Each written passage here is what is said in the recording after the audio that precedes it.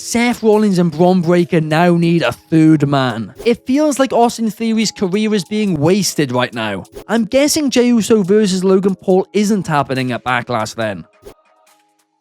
I'm Ben Allison, you're watching Allison Analysis, and here are my 5 key findings from last night's episode of Monday Night Raw. In at number 5, it feels like Austin Theory's career is being wasted right now. He's 27 years old, and WWE don't really have any stars around that age who have been with the company for as long as he has. The only other one is Tyler Bate, yet they aren't utilizing him at all. Obviously, his last gimmick wasn't working out. He wasn't over. The United States title reign absolutely sucked, and so did the cash-in. But don't just give up on him. The guy is so talented between the ropes, really underrated when it comes to that. But also, I think he really does improve on the mic as well. But there's only so much he can improve when he's not being given the opportunity to do so. They better pull the trigger on the turn between him and Grayson Waller as soon as possible, because they have literally been teasing it for over a year now, yet just haven't done it. And as a tag team, they haven't really done anything for a year now. Truthfully, in the case of Austin Theory, if they didn't have a plan for him 2 years ago, they should have just released him, because by now he could have rebuilt himself on the independent scene and come back to the company like Cody, like Drew McIntyre did, and been 10 times more over. Obviously, he has time on his side, he's still young, but let's just not waste time for the sake of it. And honestly, the same for Tyler Bate as well. In at number 4, Eio Sky and Roxan Perez clearly have a natural chemistry. In-ring chemistry 9 times out of 10 isn't really something that can be developed. Occasionally it can be, but in most cases it is just automatic. And in the case of Roxan and Eio Sky, it is clear it is just that, automatic. Their match last night was absolutely ridiculously fun, and it was only 10 minutes, which left me wanting to see more between them in the future, and it ended with a roll-up as well, so it does leave that door open, which I'm very glad about. I still do think the pairing of Roxan Perez and Julia is so random, considering they were literally rivals in NXT just a couple of months ago, and we've had no explanation as to why, but I'm not going to lie, I've actually been loving the partnership.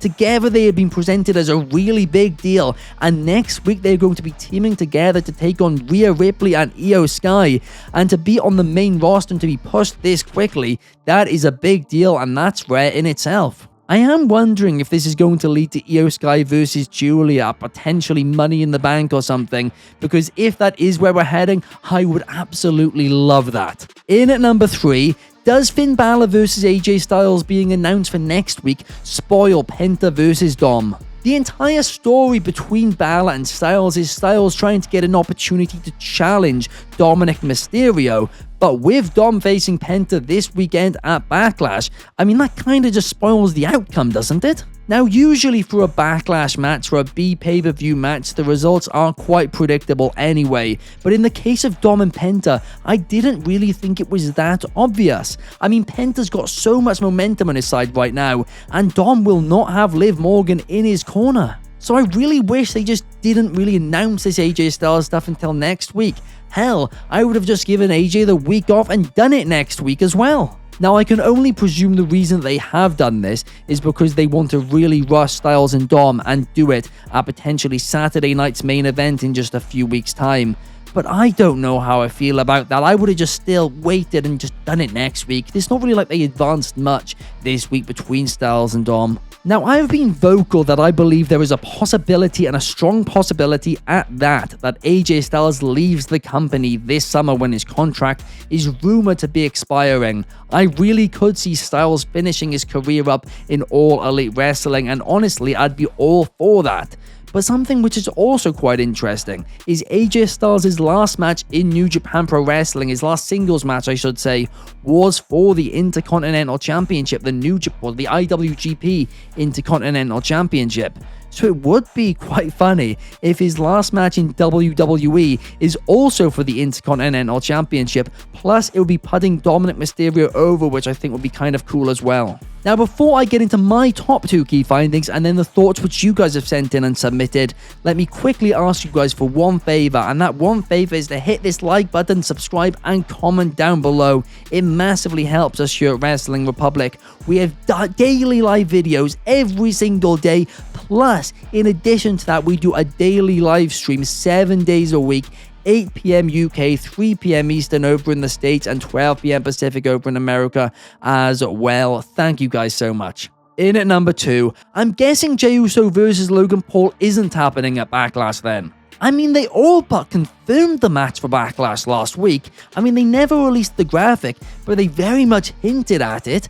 But this week on Raw, not only did they not have a segment, but they had a segment after the show went off air. So I guess they're just still going to be building this match and it's going to happen down the line. Now, I don't blame WWE for postponing this match, but this is Jey Uso's first PLE as champion. He should be defending that title on the show, and he now isn't. I mean, in my eyes, if I had the pen, what I would have done is I would have had Logan Paul ruin Jey Uso's celebration on that Raw after WrestleMania. Then last week did the exact segment than they did, and this week, we'll just done something on air instead of off air on the social medias. And I'm not gonna lie to you guys, I do kind of feel like the build for Backlash, other than Gunther and Pat McAfee, and I guess maybe Orton and Cena, has kind of felt a little bit poor. Now, I know they've only had a few weeks to actually build things, so it was an incredibly tough task to begin with, but even still, I do think the build has been quite weak. And no world title program is certainly a bizarre decision. And in at number 1, Seth Rollins and Bron Breaker now need a third man. The fact that Raw ended with Sami Zayn, CM Punk, and Jey Uso staring down Seth Rollins and Bron Breaker made it clear that that is the direction after Jey Uso takes on Logan Paul whenever that is. So I'm guessing this is all going to lead to a 6-man tag team match, probably at Money in the Bank. So who is the third man going to be? Well, personally, I would love for it to be Austin Theory.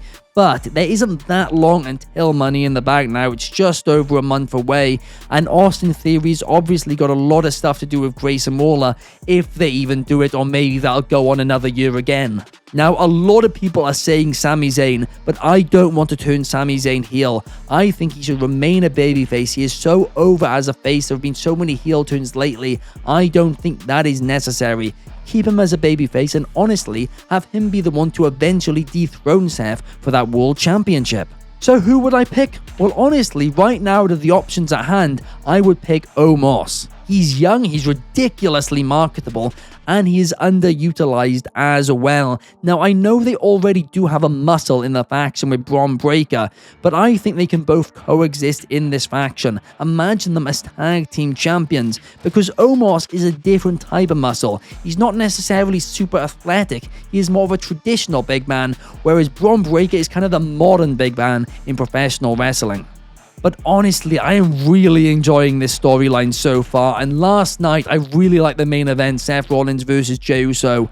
Now, I know a few people did have an issue with the DQ finish. It made sense storyline wise. It leaves the door open for Jey Uso versus Seth Rollins, which I guess is going to happen at SummerSlam, so I'm all good with it, and I really was entertained throughout. Now let's get into the findings which you guys have submitted to us via our Instagram broadcast channel. It's Joe Calissi says the low point was Austin Theory losing again. Why have him on TV if it's not to showcase him as an actual talent and not just a tag team guy? I mean, I agree, Joe, I truly do. He is young, got so much potential, like I continuously say. I just don't know if Triple H necessarily sees anything in him, and if that is the case, then just let him leave. Let him leave and kind of grow his wings elsewhere, because I do think long term, whether he has to leave the company and come back or just stays with the company, he could be a future WrestleMania main event star. Jay Cohagen says the high point was that Paul Heyman promo on Jey Uso, and it was a top 3 promo of this year and was amazing. I mean, I don't know if I would go that far to say it was a top 3 promo of the year, but Paul Heyman on the mic last night was an absolutely fantastic promo. And once again, it explained his reasoning for turning on Roman Reigns and CM Punk, and it made a lot of sense as well, and makes the faction with Seth Rollins make even more sense. The Real Som 2 says the high point was Lyra and Becky's promo battle, showing us that Lyra can indeed keep up with Becky, but after this, who is left in the Raw Women's Mid-Card division? Well, honestly, they do actually have quite a lot of talent. They're just not really on the show week to week at the minute. So I don't think, and I've been saying this quite a lot recently with Louis Mid-Card Women's Division, I don't think that it's not they don't have the talent, it's just they're not building the talent and they're not showcasing the talent nearly anywhere near as much as they should be. Up next, we have one from Jack Bailey 803 who says the high point was Eio and Roxanne proving why the women's division is the best part of WWE right now, and I do have to agree with that, but like I said, the mid-card needs to be featured more, but the WWE women's division right now is absolutely stacked from NXT to the main roster. But Jack Bailey also says that JD McDonough looks like an absolute joke. I mean, he always has done. And I know for, people who watched him in OTT back in the day, he was presented as a huge steal as Jordan Devlin. And even in NXT UK for a little bit as well, he was presented as a big deal, a big talent. But if I'm being completely honest, I do think probably the ceiling for JD in WWE, unless they reintroduce the Cruiserweight division, is probably about where he is right now. And last but certainly not least, we got one from Jose99, who says the high points with the Gunther and Pat McAfee exchange. Absolutely, that was great, and that's the only real feud for Backlash, which I think has been built really well. But he also says that Eio versus Roxanne was a high point, undoubtedly, but the low point was A-Town Down Under, 70 million year tease of splitting. It does seem like it'll go on forever, and Jey Uso retaining via DQ. Now, I don't have an issue with the DQ, like I said, I really don't, because it's just teasing something for the future. They'll get back to it, no doubt about it, and it was a really, really fun main event, which the crowd seemed to absolutely love. But overall, I found this episode of Monday Night Raw thoroughly entertaining, and you know what, I'll give it a subtle round of applause on the Allison Analysis system. But what did you guys think of the show? Let me know in the comments down below, and as always, I will be liking and replying to them, so I can't wait to read what you guys think. I'll see you guys in the next video. Have a fantastic Tuesday. Have a good one. Peace.